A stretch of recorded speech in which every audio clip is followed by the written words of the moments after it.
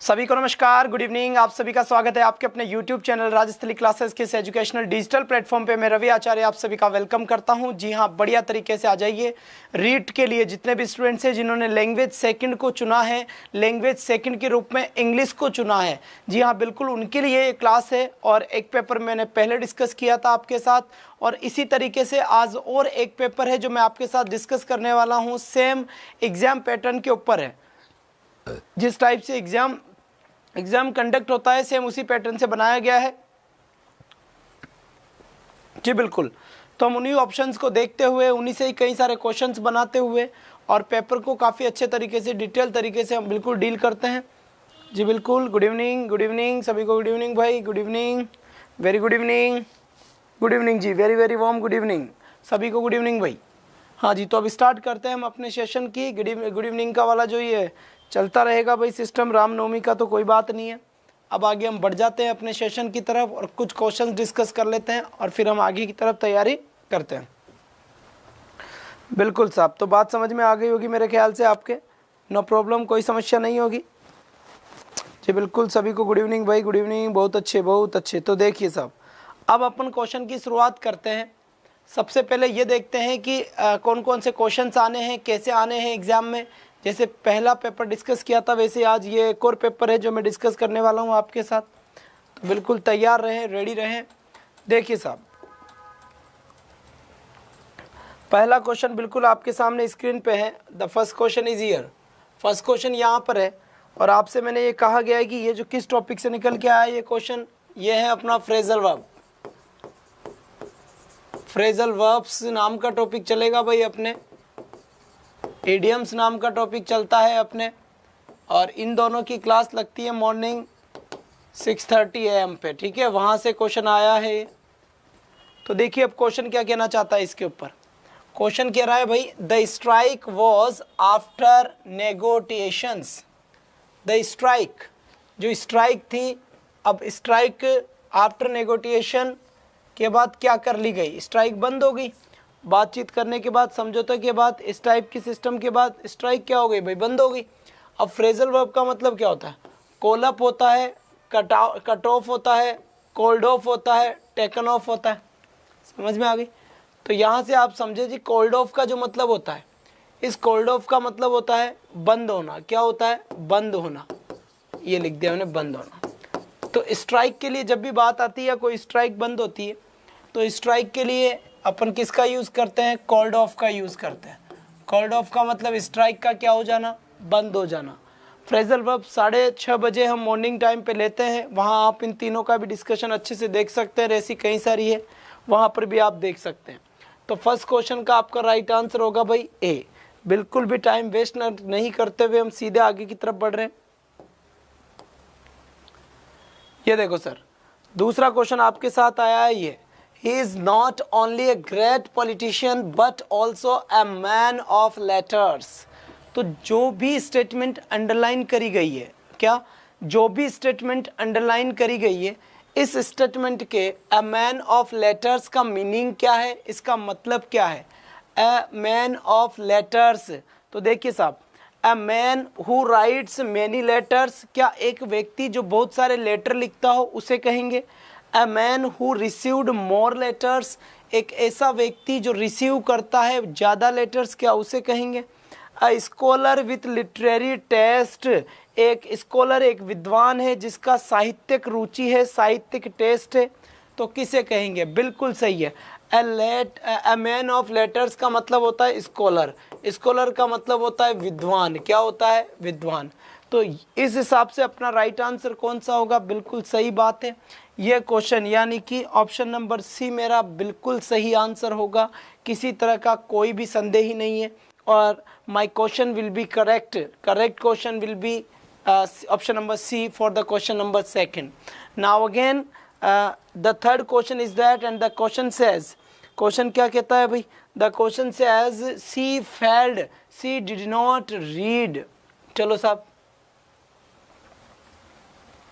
See failed, वह क्या हो गई, फेल हो गई भाई, फेल ही होगी फिर पढ़ेगी नहीं तो क्या है।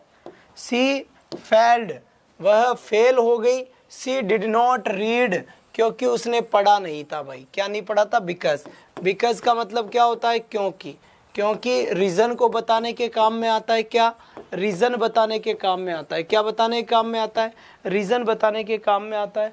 तो कभी भी कोई भी अगर कोई रीज़न बताया जाता है, the word is that because, because को हम यूज़ कर सकते हैं उस रीज़न को बताने के लिए।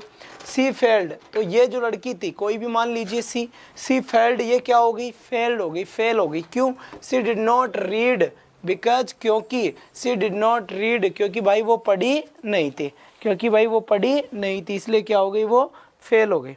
इसके बाद देखो साहब क्वेश्चन नंबर 4, क्वेश्चन नंबर 4 के ऊपर जैसे ही हम आगे बढ़ेंगे, if I were you I help you, क्या लिखा हुआ है, इफ़ आई वर यू, क्या लिखा हुआ है भाई, if I were you I help you. अब ये वाला क्वेश्चन कहाँ से आ रहा है, ये देखो सबसे पहले, ये कंडीशनल सेंटेंस की कैटेगरी है भाई। कौन सी कैटेगरी है, कंडीशनल सेंटेंस की कैटेगरी है। और इस कैटेगरी में आपने देखा होगा कि जनरली इफ़ के साथ वर्ब की फर्स्ट फॉर्म आती है, सेकंड फॉर्म आती है, थर्ड फॉर्म आती है। तो यहाँ से आंसर अपना विल होता है, यहाँ आंसर अपना वुड होता है, और यहाँ आंसर अपना क्या होता है बेटा, बिल्कुल बाबू कुड होता है। सॉरी एक सेकंड रुकिए आप, वुड हैव होता है, क्या होता है भाई, वुड हैव होता है। ठीक है छोटे, तो चल छोटे, यहाँ पर जो थर्ड फॉर्म आती है वो हेड के साथ आती है ऑलवेज टाइम, काय के साथ आती है, ऑलवेज टाइम आती है। तो इफ़ के साथ फर्स्ट फॉर्म मिल सकता है, सेकंड फॉर्म मिल सकता है, थर्ड फॉर्म किसके साथ मिलेगा, हेड के साथ। And my answer will be according to these verbs like that, first form, second form and third form. So with first form I have to use will, and with second form I have to use would, and according to third form would have will be my answer. But you have to know that after will we have to use first form of the verb, but don't be confused here that will and would both are modals, and all the modals take only first form of the verb. So I have to use first form of the verb here again, but would have take third form of the verb here. जो would have होगा वो verb की third form लेगा आपका, और यहाँ से will आपका फर्स्ट फॉर्म लेगा, एंड वुड आपका फर्स्ट फॉर्म लेगा। अब यहाँ से मुझे क्या मिला है, इफ़ आई वर, वर कौन सी फॉर्म है, वर सेकंड फॉर्म है भाई। कौन सी फॉर्म है, वर सेकंड फॉर्म है। एक वर्ब चलती है बी वर्ब की फर्स्ट फॉर्म होती है इज, एम आर होती है मुन्ना, क्या होती है, इज और एम आर और बी होती है। ठीक है, अगर मैं सेकंड फॉर्म की बात करूं तो इसकी सेकंड फॉर्म होती है वॉज एंड वर, और अगर मैं थर्ड फॉर्म की बात करूं तो इसकी थर्ड फॉर्म होती है बीन, क्या होती है, बीन होती है। शाबाश, समझ में आ गया होगा। तो यहाँ पर देखो इफ़ आई वर यू, कौन सी फॉर्म, ये तो फर्स्ट फॉर्म है, फर्स्ट फॉर्म 4 होती है ना, कंफ्यूज नहीं होना। कोई कहे सर 4 क्यों, होने दो ना, डू डच भी तो फर्स्ट फॉर्म है, एज एव भी तो फर्स्ट फॉर्म है। वैसे बी की फर्स्ट फॉर्म होती है 4, कौन कौन सी, इज, एम, आर, बी, ये चारों ही फर्स्ट फॉर्म है। बी की सेकंड फॉर्म होती है वॉज और वर, केवल 2 है ना, और बी की थर्ड फॉर्म होती है डियर बीन होती है। ये कौन सी फॉर्म है मुन्ना, थर्ड फॉर्म है। शाबाश। अब यहाँ देखिए वर आया है, वर आया है तो फिर कौन सी फॉर्म है, सेकंड फॉर्म।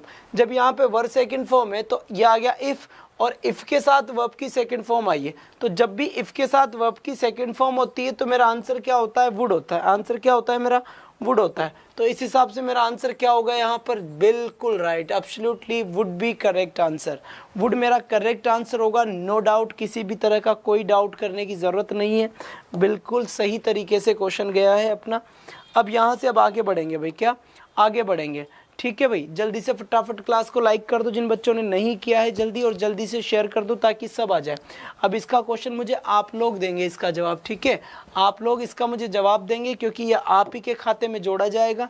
तो जल्दी से मुझे इसका राइट आंसर सेंड करें कि इसका करेक्ट आंसर क्या होगा भाई, क्या इसका करेक्ट आंसर क्या होगा। जल्दी से शेयर कर दें मुझे, जितना जल्दी हो सके उतना जल्दी शेयर कर दें। लिखा हुआ है we have been living here 6 months। चलो साहब बहुत अच्छे। क्वेश्चन क्या है दोबारा पढ़ देता हूँ मैं एक बार। वी हैव बीन लिविंग, अच्छा जी ठीक है, हियर ओके 6 months ओके। अब यहाँ पर भाई साहब ये तो पता लग गया होगा कि ये has been, have been plus verb की फर्स्ट फॉर्म में आईएनजी आता है, तो उसके बाद टेंस के अकॉर्डिंग तो सिंस या फॉर आता है। अब सिंस का यूज़ कौन सा टाइम बताता है, फॉर का यूज़ कौन सा टाइम बताता है। तो जो सिंस होता है, सिंस आपका पॉइंट ऑफ टाइम को डिनोट करता है, क्या डिनोट करता है, since indicates point of time, but for indicates period of time, always time for indicates period of time. Point of time का मतलब होता है फिक्स टाइम की बात, एंड पीरियड ऑफ टाइम का मतलब होता है ड्यूरेशन। व्हाट? ड्यूरेशन की बात चलती है मेरे भाई। किसकी बात चलती है छोटे? ड्यूरेशन की। ड्यूरेशन का मतलब समझना है, क्या समझना है कि जब भी ऐसे कोई अंक आ जाए 6, 7, 3 और आगे टाइम बताने वाला शब्द आ जाए तो आंसर क्या होता है? 4 होता है। बट ऐसे आ जाए जैसे संडे, क्या आ जाए? संडे। फिर आ जाए बर्थडे, क्या है? बर्थडे। फिर आ जाए यस्टरडे, क्या आ जाए भाई? यस्टरडे। फिर आ जाए टुमारो, क्या है? टुमारो। तो इन सब में सिंस लगता है, इन सब में क्या लगता है? सिंस लगता है। ठीक है, इन सब में क्या लगता है? सिंस लगता है भाई, इन सब में सिंस लगता है। बट ऐसे आ जाए जैसे 2 ईयर्स, क्या आया? 2 ईयर्स। फिर आ गया 3 मंथ्स, येलो साहब 3 मंथ्स। फिर आ गया 5 वीक्स, क्या आ गया? 5 वीक्स। तो ऐसी कंडीशन में अपना आंसर क्या होता है? ऐसी कंडीशन में अपना आंसर 4 होता है। क्या होता है? 4 आंसर होता है ऐसी कंडीशन में अपना। समझ आ गई बात? तो सिंस कब आता है? जब भी कोई नंबर आए, तो मैंने ये पढ़ा दिया है जितना, जब मैंने प्रिपरेशन पढ़ाऊंगा तो पढ़ाऊंगा, हालांकि पढ़ाया नहीं है, बट यहाँ फिलहाल समझ ले कि आपका राइट आंसर क्या होगा? 4 होगा, क्योंकि यहाँ पर नंबर आ गया, कोई भी नंबर आ जाए, नंबर के बाद में टाइम बताने वाला वर्ड आ जाए, तो आंसर क्या होगा मुन्ना? बिल्कुल चुटकू मियाँ, आंसर होगा 4। और सिंस कब आएगा? जब मैं किसी पॉइंट ऑफ टाइम की बात करूंगा। You know very well what is point? Point it means that exact time. Sunday, Monday, Tuesday, 5 o'clock, 6 o'clock, ये भी ध्यान रखना है। अगर ये चीज़ आती है ना, ये कौन सी चीज़ आती है? जैसे ऐसे आ जाए 5 PM, तो ये टाइम बताने वाला नहीं है, ये एक ही टाइम हो गया, तो इसमें सिंस का यूज़ होगा। किसका यूज़ होगा? सिंस का। 5 o'clock, अगर ऐसे भी कोई टाइम बताता है तो भी ध्यान रखना कि सिंस का यूज़ होगा।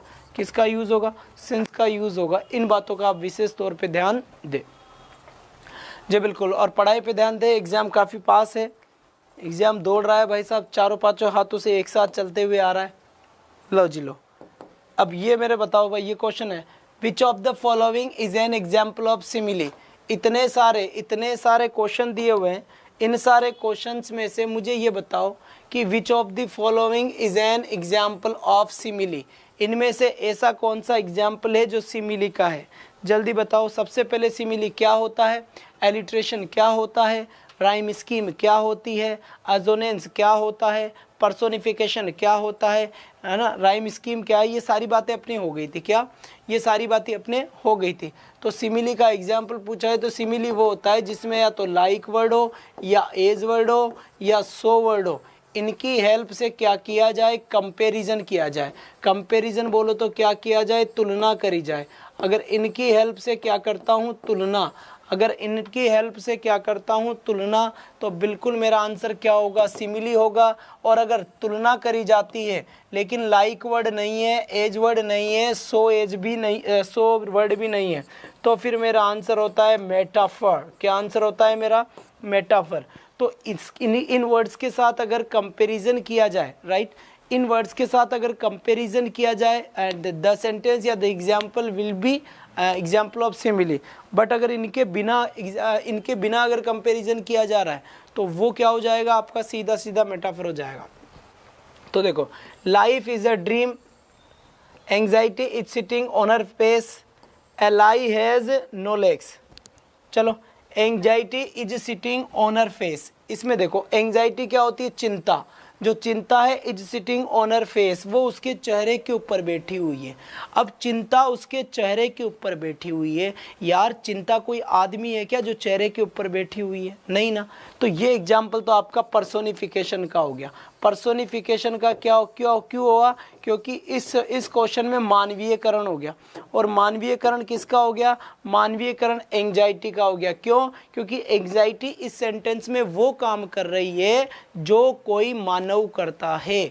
और जब कोई निर्जीव चीज़ या कोई एब्स्ट्रैक्ट भाववाचक संज्ञा वाला सिस्टम, जो भाववाचक या भाव को बताने वाले वर्ड वो काम कर दे जो कोई मनुष्य करता है, तो वही मानवीयकरण होता है, वही इंग्लिश में पर्सोनिफिकेशन होता है।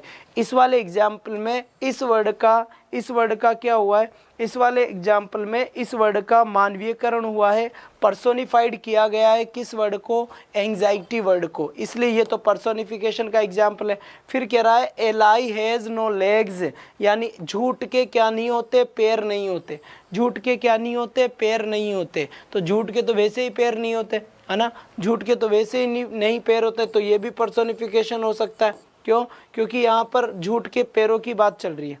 ठीक साहब।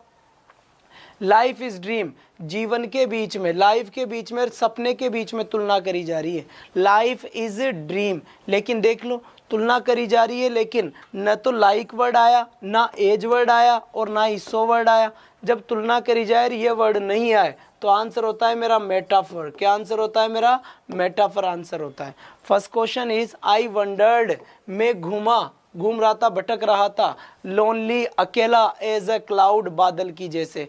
इसमें इस क्लाउड के बीच में और इस आदमी के बीच में कंपैरिजन किया जा रहा है कि आदमी कैसे घूम रहा था, जैसे आसमान में बादल घूमते रहते हैं ऐसे ही बिना मतलब ही वैसे ही वो इंसान घूम रहा था, एज क्लाउड। तो देखो ये एज वर्ड आ गया, तो जब भी लाइक वर्ड आए या एज वर्ड आए या सो वर्ड आए तो आंसर क्या होता है, सिमिली होता है। तो इन वर्ड्स में से मेरे पास कौन सा वर्ड आया, एज वर्ड आया, इसलिए मेरा करेक्ट आंसर क्या होगा, ए विल बी करेक्ट आंसर भाई, नो डाउट ए बिल्कुल सही आंसर है। ठीक है,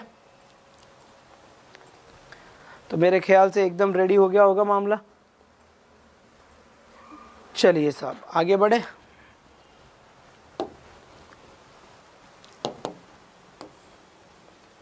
A piece of literature which deals generally with the क्या, with the passing of or loss of man, the things they value is। Question समझ में आ गया होगा भाई, क्वेश्चन समझ में नहीं आया तो पहले क्वेश्चन को ही समझे। बताए साहब, बताऊं तो चलो। A piece of literature which deals generally with the passing of और loss of a man, एक आदमी को खो देने के बारे में और एक आदमी के चले जाने के बाद लिटरेचर का जो टर्म है that the thing they value is, वो कौन सी है। जब कोई आदमी मर जाता है, जब कोई आदमी मर जाए या हम किसी अपने परिचित अपने चहेते को खो दें तो उस कंडीशन में क्या होता है भाई, एलिजी होता है या सोनेट होता है या बेलेड होता है या ओड होता है। बताए साहब, जल्दी बताएं, आंसर जल्दी दें। बहुत बढ़िया, नमस्कार नमस्कार जी, गुड इवनिंग। हाँ जी बिल्कुल ज़रूर, गुड इवनिंग भाई, गुड इवनिंग।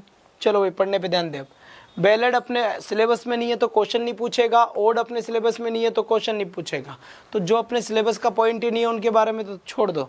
अब ये सोनेट क्या होता है, सोनेट 14 लाइंस की पोइम होती है। पहली बात, लव के ऊपर लिखी जाती है और नेचर के ऊपर लिखी जाती है। नेचर यानी प्रकृति, लव और प्रकृति के ऊपर जो लिखी जाती है वो सोनेट होती है। सोनेट जनरली 14 लाइनों की होती है। सोनेट जनरली आयम्बिक पेंटामीटर में लिखी जाती है। कौन से मीटर में लिखी जाती है, आयम्बिक पेंटामीटर में लिखी जाती है। सबसे पहले सोनेट कहाँ लिखी गई थी, इटली में लिखी गई थी। किसने लिखी थी भाई साहब, सबसे जो फेमस करने वाला कौन था, वो पेट्रार्क था और उसी के नाम से जानी गई पेट्रार्कन सोनेट। फिर किसने लिखी थी, मिल्टन ने, मिल्टन के नाम से जानी गई Miltonic sonnet. Classical sonnet, old sonnet, ये तो सारा सोनेट का मैटर हो गया। मैं ज़्यादा घुसना नहीं चाहता, मैंने फिगर ऑफ स्पीच पढ़ा रखा है, आप देखें। एलेजी होता है एक लेमेंटेशन, लेमेंटेशन का मतलब होता है विलाप। क्या होता है, विलाप करने वाले, तो ये एक विलाप का काम है, दुख दर्द है ना। ट्राइब्यूशन, ट्राइब्यूट का मतलब होता है श्रद्धांजलि। क्या जली, श्रद्धांजलि। तो श्रद्धांजलि देने के लिए हिसाब से ये लिखा जाता है, श्रद्धांजलि के काम में आता है। दूसरी बात क्या होती है सुने, तो ये जब कोई अपना इंसान, कोई चाहता इंसान मर जाता है तो उसकी याद में, उसकी मेमोरी में जो कुछ लिखा जाता है वो एलिजी के नाम से जाना जाता है। तो इस क्वेश्चन में लॉस ऑफ मैन, वो लोगों के खो देने पर जो लिखा जाता है वो एलिजी होता है। इस हिसाब से मेरा करेक्ट आंसर होगा भाई ए। कौन सा आंसर करेक्ट हुआ मेरा, ए आंसर बिल्कुल करेक्ट होगा एलिजी का।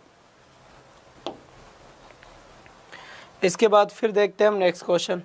क्वेश्चन लिखा हुआ है मेरा, choose the correct figure of speech in the following sentence.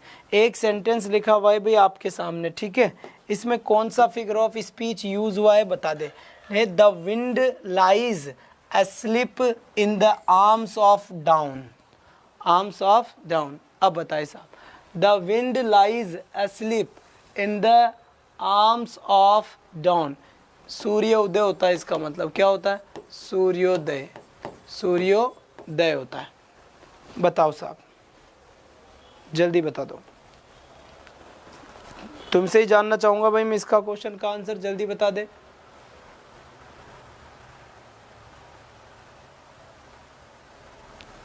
बताए साहब।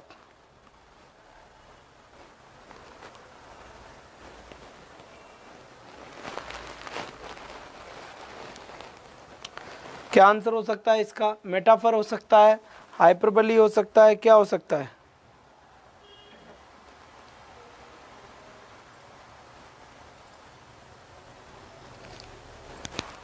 ठीक है साहब,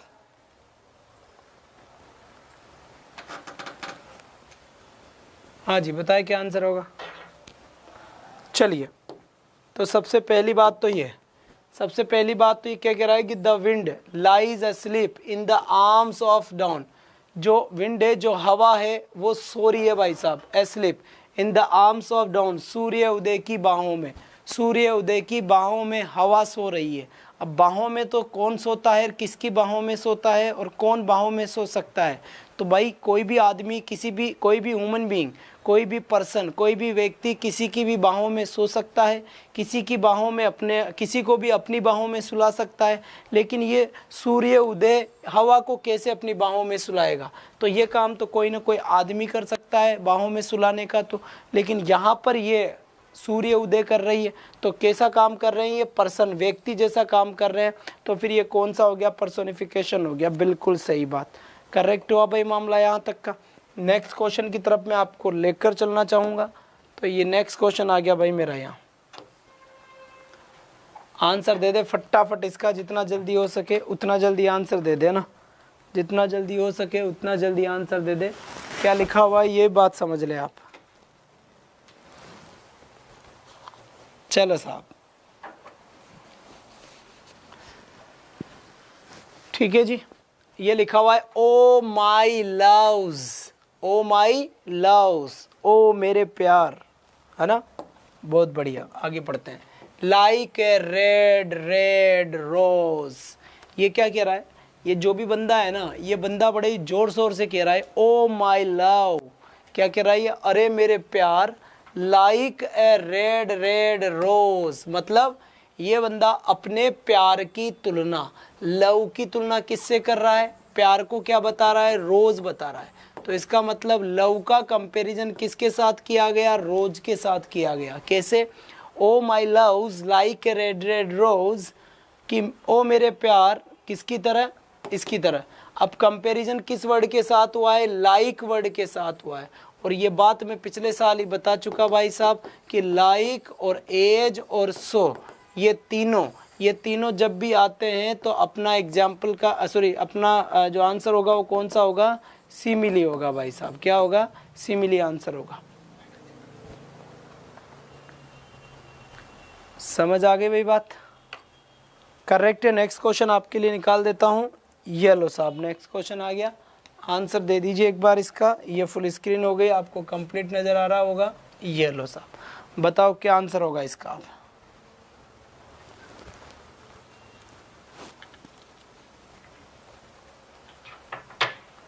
चलिए बताए क्या आंसर होगा। क्वेश्चन नंबर 10 लिखा हुआ है, बिल्कुल आपके आंखों के सामने है, और आपको बताना है कि क्या इसका आंसर है। बताओ साहब।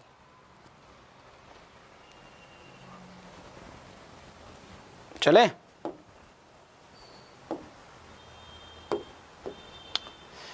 ये बोल रहा है एन एलिजी इज ए, जो एक एलिजी है वो है क्या? Sad poem usually about someone's death, दुख व्यक्त करने वाली पोइम होती है जो किसी की मृत्यु के ऊपर लिखी जाती है। लव पोइम होती है, प्यार से भरी हुई कविता होती है। प्रेयर, प्रार्थना होती है।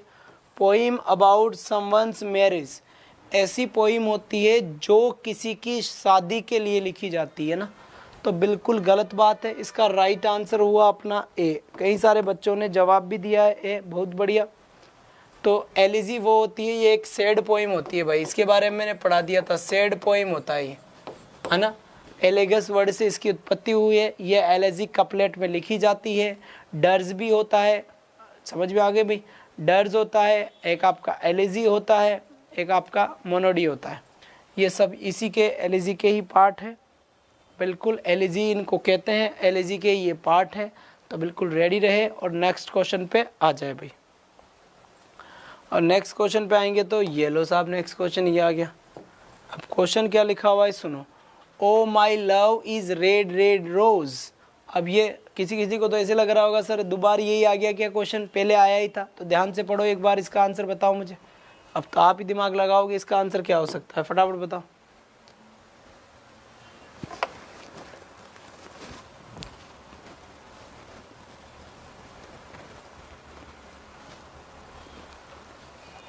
बताओ साहब।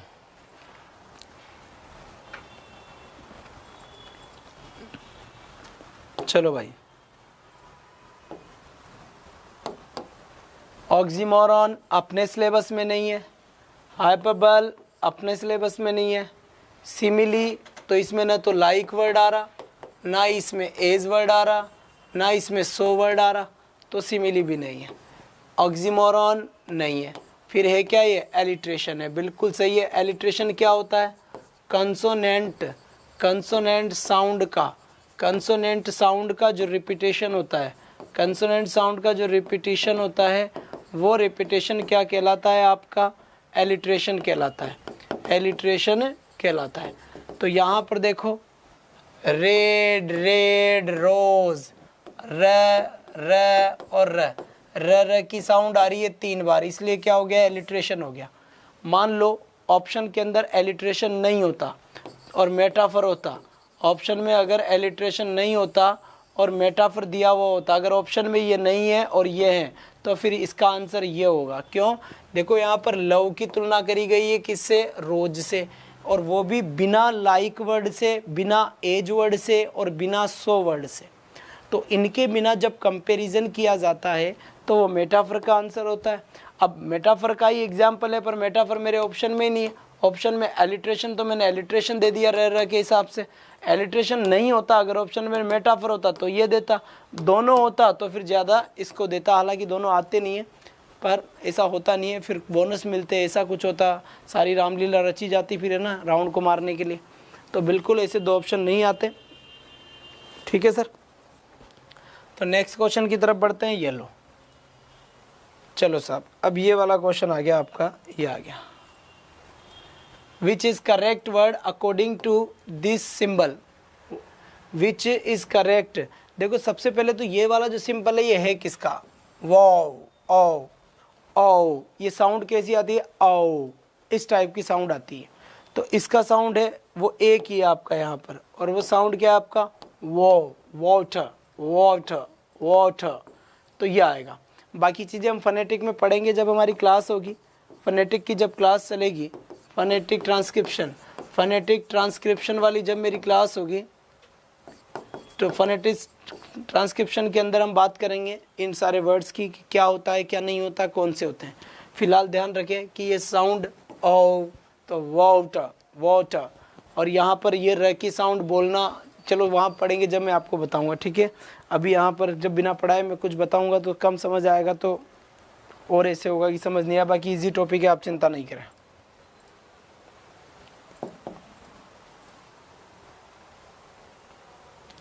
चलो साहब, हाँ जी, अब बढ़ते हैं। ये क्वेश्चन क्या कह रहा है सबसे पहले तो सुन ले, क्वेश्चन क्या कह रहा है सबसे पहले सुन ले। मैं नहीं बताऊं, चलो आप ही बताओ पहले क्या कह रहा है ना, आप बताओ।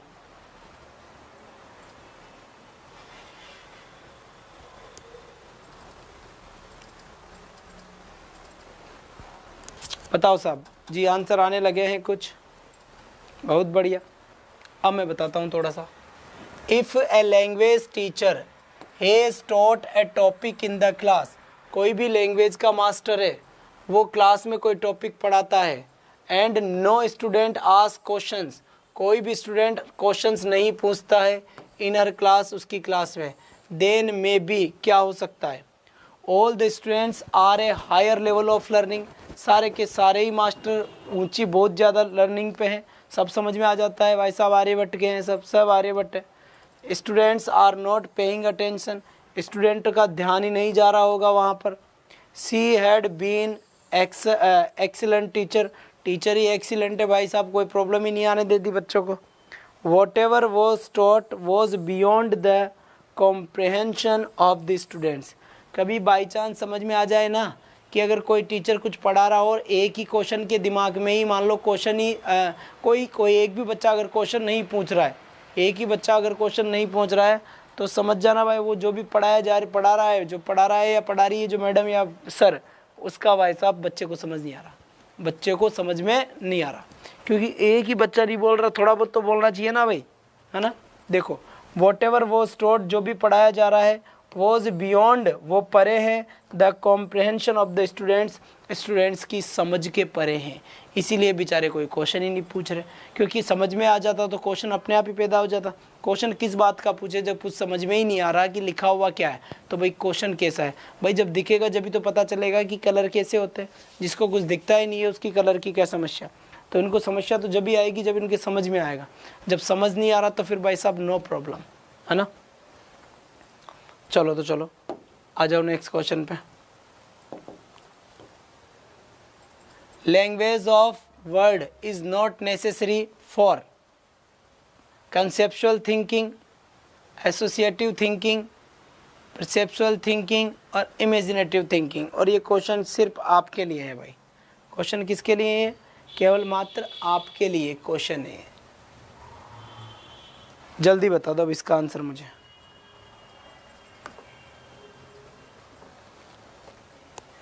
बताओ साहब ये क्या कह रहा है, लैंग्वेज ऑफ वर्ड, भाई किसी भी लैंग्वेज में तो वर्ड तो होते ही होते हैं, पर ये कह रहा है ऐसी कौन सी थिंकिंग करी जाए जिसमें वर्ड का, language of word is not necessary नहीं है, इमेजिनेटिव। जब भी अगर ऐसा क्वेश्चन बन के आता है तो आप इमेजिनेटिव ध्यान रखें, कल्पना के अंदर चल सकता है आपका ये question, not necessary for imaginative thinking. ठीक है साहब, चलिए नेक्स्ट क्वेश्चन की तरफ बढ़े।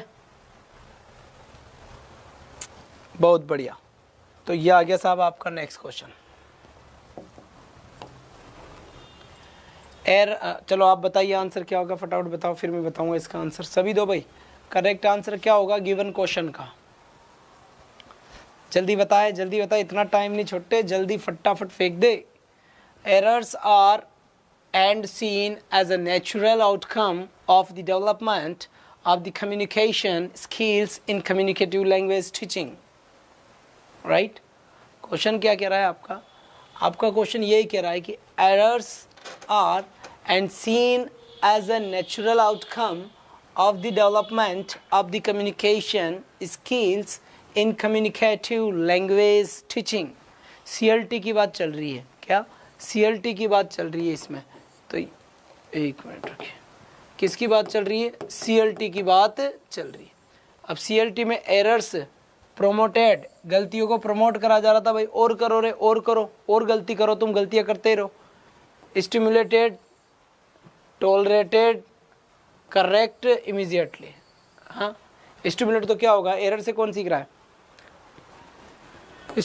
ना भाई। स्टिमुलेट तो जैसे आपने थॉर्नडाइक के नियम में देखा होगा कि खाना वगैरह रखते हैं, उत्तेजक जो बोलते हैं वो चीज़ होगी। तो देखो एरर्स को क्या करते हैं CLT के अंदर, टॉलरेट किया जाता है, सहन किया जाता है। टॉलरेट का मतलब होता है सहन करना, बियर, तो टॉलरेट का मतलब होता है सहन करना। कोई भी एरर हो, कोई भी गलती हो, गलतियों को अक्सर टॉलरेट किया जाता है, गलतियों को टॉलरेट करा जाता है। किसमें, CLT ने, इस बात का ध्यान रखना है, इसने कम्युनिकेटिव कॉम्पिटेंस पे फोकस किया है। एक और ध्यान रखना है, कम्युनिकेटिव कॉम्पिटेंस।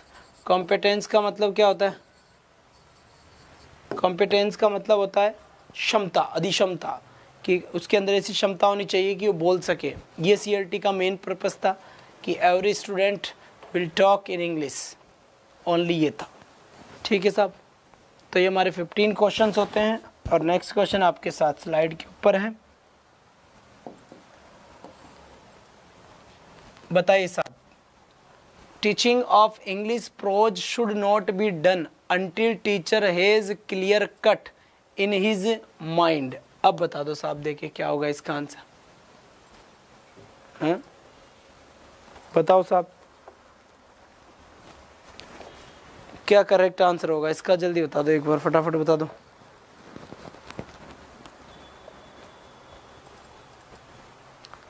बहुत अच्छे, बहुत अच्छे, फटाफट बताएं। तो देखिए इसका करेक्ट आंसर क्या निकलेगा, एक बार देख लेते हैं। ये कह रहा है कि टीचिंग ऑफ इंग्लिश प्रोज, ठीक है, प्रोज जानते हो ना, पोइट्री और प्रोज। जो प्रोज ऐसे टाइप क्वेश्चन होते हैं वो प्रोज में आते हैं। शुड नॉट, जो चैप्टर होते हैं, should not the done until teacher has clear cut in his mind. मतलब किसी भी टीचर को प्रोज का चैप्टर जब तक नहीं पढ़ाना चाहिए जब तक उस टीचर के दिमाग में क्लियर कट, एकदम क्लियर कट पॉलिसी आ जानी चाहिए, ऑब्जेक्टिव, एकदम क्लियर ऑब्जेक्ट उसकी आंखों के सामने आ जाना चाहिए कि मेन ऑब्जेक्टिव क्या है इस चैप्टर का। ये चीज़ अगर आ जाती है उसके सामने तो समझ जाए कि मामला बिल्कुल ठीक है, और नहीं आती तो समझ जाए मामला भारी है भाई साहब। तो समझ में आ गई। तो क्या क्लियर होने चाहिए उसके माइंड में? सारे ऑब्जेक्टिव्स क्लियर होने चाहिए कि क्यों पढ़ाया जा रहा है और इस पढ़ाने का मतलब क्या है। तो सारे के सारे ऑब्जेक्टिव्स अगर क्लियर हैं तो टीचिंग करवाई जाती है प्रोज की, अदरवाइज भाई साहब कोई मतलब नहीं है। क्वेश्चन नंबर 17, बताओ साहब, teaching of grammar is particularly useful for improving. चलाओ साहब, टीचिंग ऑफ ग्रामर, जो टीचिंग ऑफ ग्रामर है, टीचिंग ऑफ ग्रामर है वो इम्पोर्टेंट क्यों है? सबसे ज़्यादा चीज़ क्या है? Teaching of grammar is particularly useful for improving. अगर आपको ग्रामर पढ़ाई जाती है तो उससे किस पे फ़र्क पड़ेगा? आपकी एक्यूरेसी सही होगी, या फिर आपकी लिटरेसी सही होगी, या फिर आपकी न्यूमेरेसी सही होगी, या फिर फ्लुएंसी सही होगी? तो जल्दी से बताएं करेक्ट आंसर क्या होगा इसका। ग्रामर किस काम में आती है? मैं बिल्कुल साइड हूँ, कोई भी टेंशन लेने की ज़रूरत नहीं है। अब बताएं साहब आपका आंसर क्या होगा।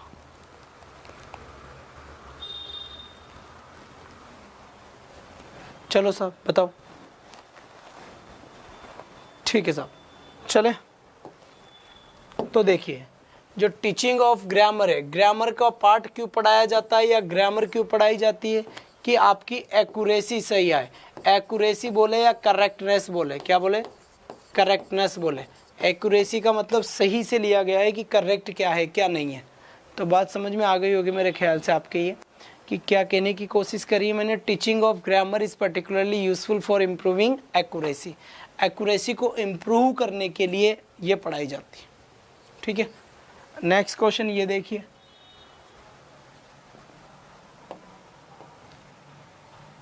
English is a language in India. आया हुआ क्वेश्चन है, हालांकि अब तो आएगा नहीं, पर फिर भी थोड़ा बहुत पढ़ ले, जरूरी है ना। आएगा तो नहीं पर जरूरी है। English is a language in India. सबसे पहले तो जो ये इंग्लिश है, क्या कह रहा है? सबसे पहले तो जो ये इंग्लिश है, ये इंग्लिश क्या है? ये इंग्लिश अब एक फॉरेन लैंग्वेज है। क्या है? फॉरेन लैंग्वेज है। लेकिन ये पूछा है इन इंडिया, भारत में। फॉरेन लैंग्वेज तो है ही, सारी लैंग्वेज फॉरेन है, लेकिन भारत में सेकंड लैंग्वेज क्या है? भारत में इन इंडिया, इंडिया की बात करी जाए तो इंडिया के अंदर जो इंग्लिश है, इंग्लिश को दर्जा मिला है सेकंड लैंग्वेज का। किसका दर्जा मिला है? सेकंड लैंग्वेज का। कि इंग्लिश क्या है? सेकंड लैंग्वेज ट्रीट करी जाएगी भारत के अंदर। तो यहाँ पर भाई साहब भारत में ए माना गया है इसको आंसर, यानी कि सेकंड लैंग्वेज इसे बोला गया है। कि कौन सी लैंग्वेज है ये? सेकंड लैंग्वेज है ये। बिल्कुल सही बात, ये सेकंड लैंग्वेज हुई।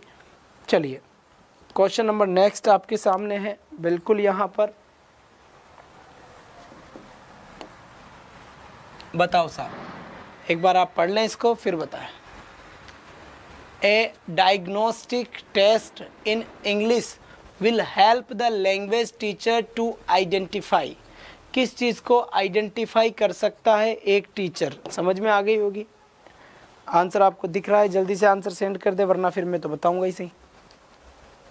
चलो साहब बहुत बढ़िया। देखो ये क्या कहना चाह रहा है, क्वेश्चन कह रहा है कि ए डायग्नोस्टिक टेस्ट, जो डायग्नोस्टिक टेस्ट होता है, डायग्नोस्टिक टेस्ट का मतलब होता है कि what is the problem, problem का पता लगाना, नॉट सोल्यूशन। सोल्यूशन अलग चीज़ है। First you have to know that what is the problem, after knowing the problem you will treat the problem, you will cure the problem. But आपको अगर यही पता नहीं है कि प्रॉब्लम क्या है तो फिर कैसे काम चलेगा। तो ये कह रहा है कि a diagnostic test in English will help the language teacher. अगर डायग्नोस्टिक किया जाता है तो वो टीचर के लिए क्या लाभदायक है, टीचर के लिए क्या क्या लाएगा, क्या प्रॉब्लम है। देखो, intelligent learners in her class, slow learners are in class, learning difficulties the learner faces in English, the topic which the learner has not learned by heart. चलो साहब, तो सही है बात। डायग्नोस्टिक टेस्ट टीचर के लिए इस बात का पता लगाया जाएगा, किस बात का पता लगाया जाएगा? मारो भाई, तुक्के देगा फटाफट, जल्दी मारो भाई।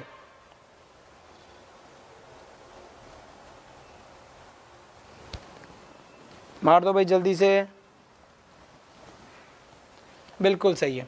The topic which the learner has not learned by heart.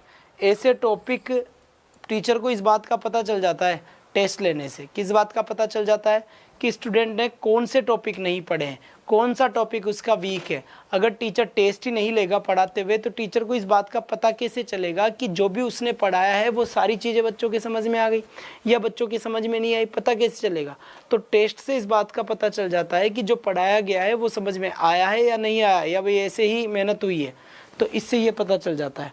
तो बिल्कुल ये आंसर बिल्कुल आपका सही होगा, नो प्रॉब्लम, करेक्ट आंसर साहब। इसके बाद आ जाओ साहब, फिर नेक्स्ट क्वेश्चन पे आ जाओ। तो ये लो,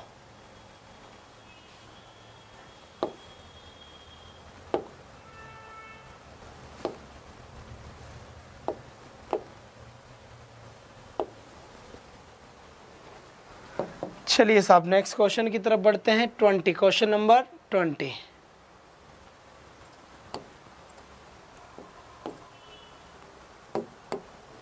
चलो बताओ साहब आंसर क्या होगा।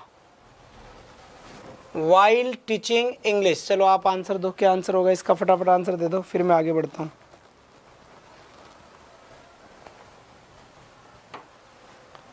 रेडी है काम?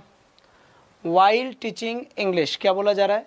While teaching English teacher is not able to draw, teacher is not able to draw attention of some students sitting at the back, she should, while teaching English, English पढ़ाते हुए teacher is not able to draw, teacher able नहीं है draw attention, ध्यान खींचने के लिए, of some students, उनके students का, सिटिंग इन द बैक, जो पीछे बैठे हुए उनका।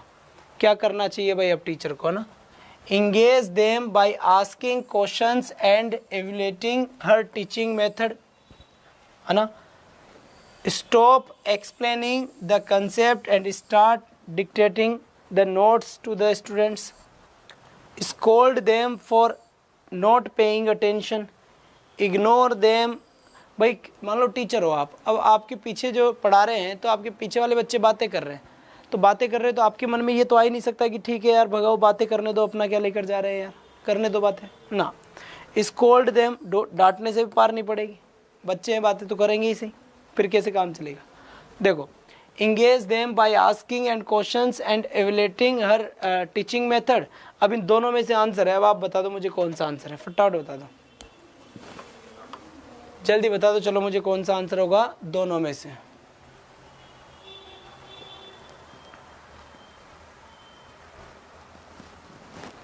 बताओ साहब कौन सा आंसर है?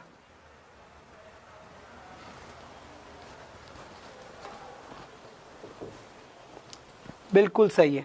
अब ये तो नहीं कि अगर पीछे वाले बच्चे बातें कर रहे तो स्टॉप एक्सप्लेनिंग, कि एक्सप्लेन करना टीचर बंद कर देगी, लिखवाना शुरू कर देगी, लिखो रहा भाई, समझाना तो पड़ेगा ना टॉपिक को। Engage them by asking question, जो बातें कर रहा है ना उसी को मैडम खड़ा कर दे, खड़ा हो रहा है। इसका आंसर बता क्या है?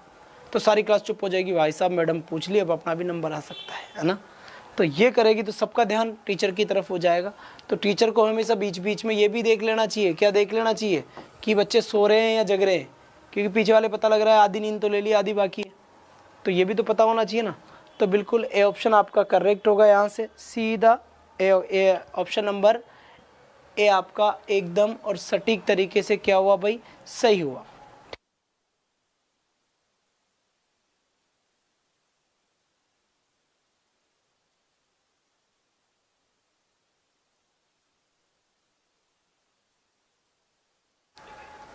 चलो साहब नेक्स्ट क्वेश्चन की तरफ आ जाओ भाई। तो ये आ गया आपका नेक्स्ट क्वेश्चन, ये लो साहब।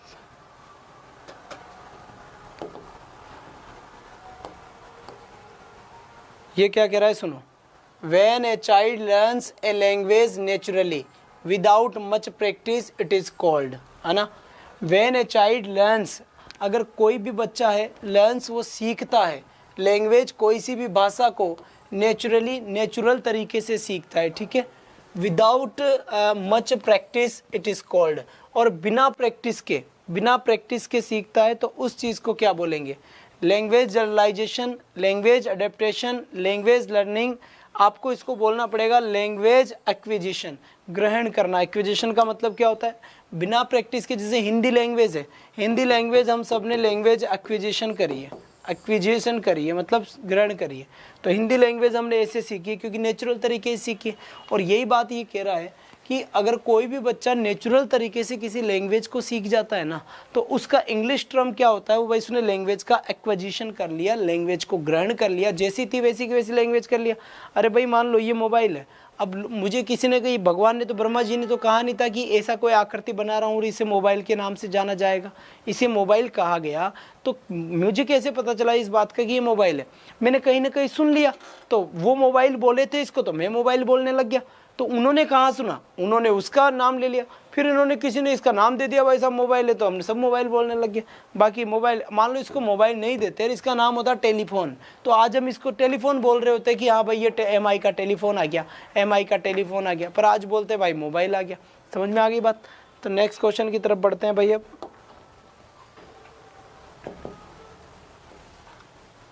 Communicative language teaching lays emphasis on, communicative language जो चीज़ है ये किस पे एम्फेसिस करता है ज़्यादा,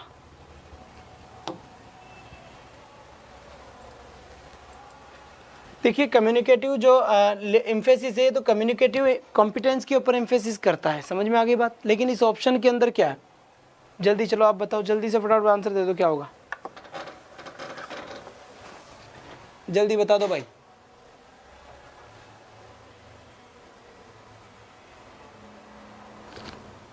जल्दी करें।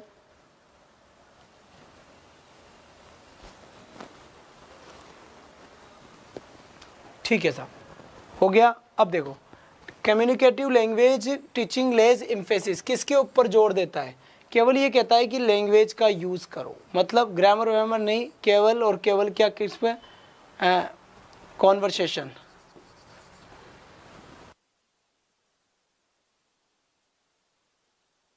सेशन, इंटरेक्शन, डिस्कोर्स, इन सब का मतलब होता है बातचीत करना। क्या होता है, बातचीत करना। और कम्युनिकेटिव कॉम्पिटेंस ने बल किस पे दिया था, केवल मात्र लैंग्वेज के यूज पे, कि लैंग्वेज की यूज, लैंग्वेज कैसे बनी है, नाउन प्रोनाउन, इस पे ध्यान नहीं दिया, केवल लैंग्वेज का यूज कैसे होता है इसके ऊपर इसने ध्यान दिया है। ठीक है,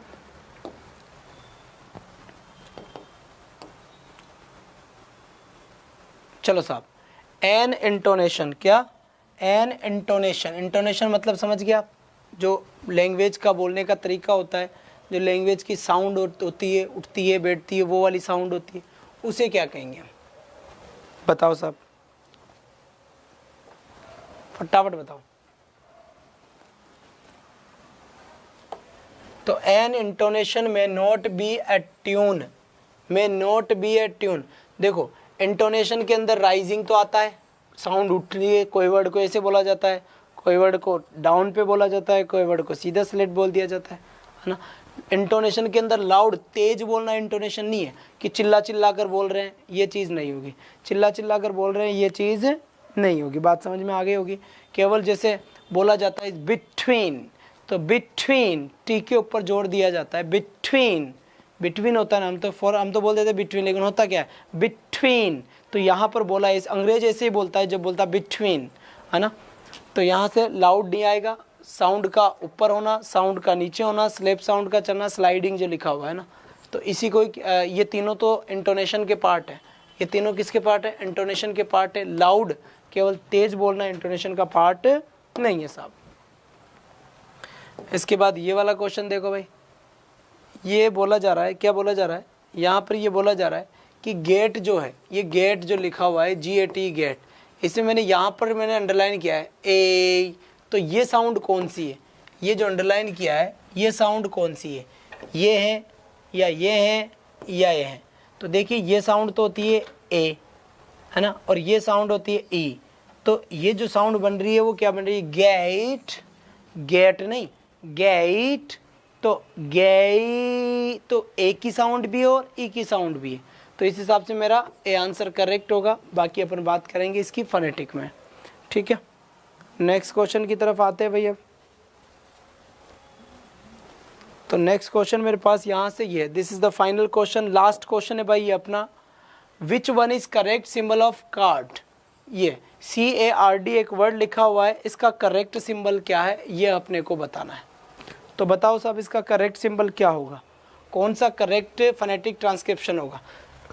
देखो कार्ड है तो ये तो एक ही साउंड है, केड थोड़ी हुआ, काउड, कैस्ड, ये भी नहीं होगा।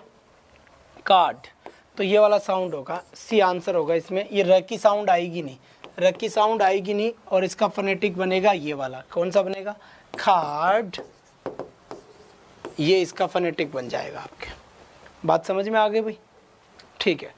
तो इस तरीके से हमने 25 क्वेश्चन करे हैं, केवल पैसेज के 5 क्वेश्चन नहीं करें, ठीक। तो फिर कभी हम एक नया पेपर लेकर आएंगे रीड के पैटर्न के ऊपर बना हुआ। तो आज के लिए तो बस इतना ही, फिर मिलते हैं सेम टाइम सेम जगह। That's all for today and thanks for watching, bye bye.